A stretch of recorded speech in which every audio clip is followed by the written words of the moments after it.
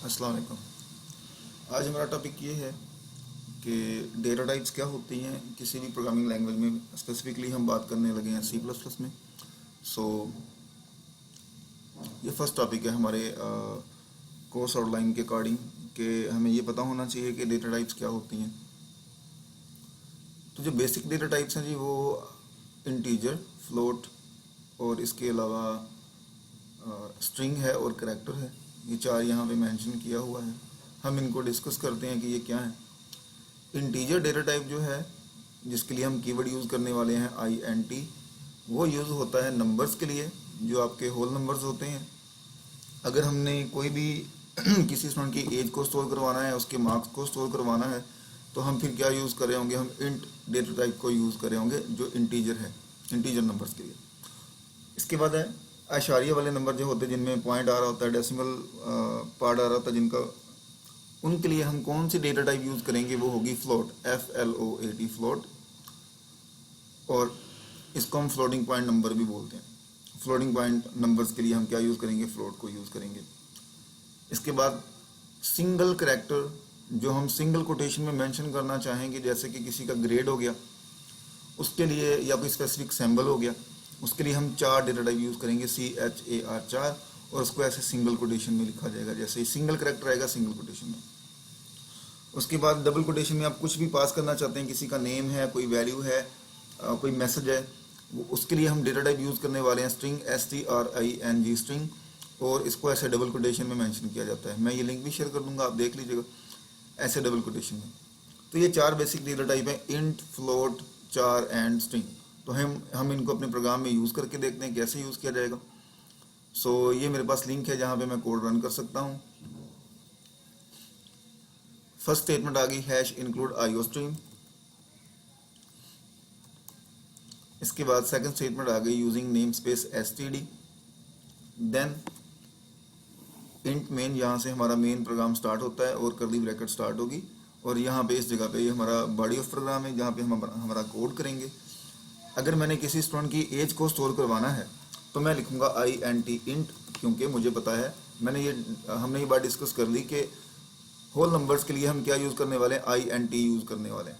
तो मैंने यहाँ पे लिख दिया INT इंट। आगे आप कोई भी वेरिएबल पास करेंगे जिसमें आप कोई वैल्यू को स्टोर करवाएंगे। फॉर एग्जांपल मैं क्या करता हूँ, मैं यहाँ पे लिख देता हूँ AGE एज, ये मेरे वेरिएबल का नाम आ गया। आगे आएगा इक्वल का सिंबल, एंड देन आप कोई भी वैल्यू उसको पास करेंगे। जैसे यहाँ पे मैं पास कर रहा हूँ 25, एंड उसके बाद सेमीकोलन आएगा। ये सेमीकोलन इंडिकेट करता है कि यहाँ पे एक स्टेटमेंट, एक लाइन जो है हमारे कोड की वो कंप्लीट हो चुकी है, एक बात हमारी मुकम्मल हो चुकी है। अब क्या होगा, जब ये स्टेटमेंट लिखी जाएगी तो ये जो 25 होगा ये किस में स्टोर हो जाएगा, ये एज में आके स्टोर हो जाएगा। इस एज नाम के वेरिएबल में 25 स्टोर हो चुका है। हमने ये वेरिएबल इनिशियलाइज करवा दिया।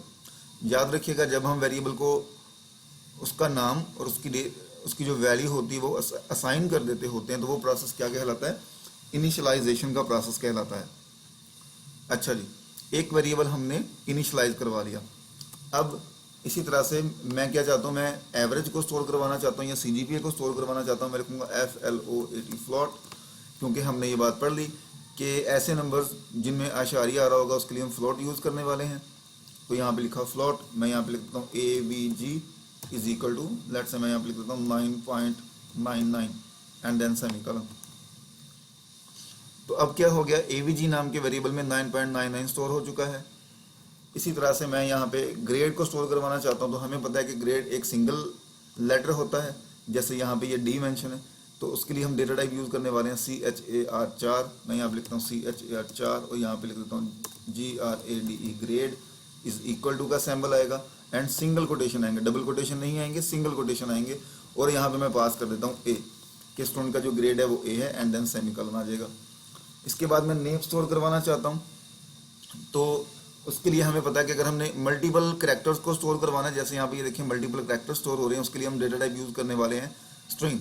तो यहाँ पे मैं लिख देता हूँ STRING स्ट्रिंग, एंड देन यहाँ पे हम मेंशन कर देते हैं, आप कह लें कि कोई वेरिएबल का नाम, जैसे मैं यहाँ पे वेरिएबल का नाम नेम रख देता हूँ, नेम इज इक्वल टू, ऐसे यहाँ पे कोई भी नाम पास कर देते हैं, लेट्स से HASSAN, या आप कह लें कि कोई भी नाम है और पास करते हो, एस्पायर मेंशन कर देते हैं, एस्पायर मेंशन कर देते हैं।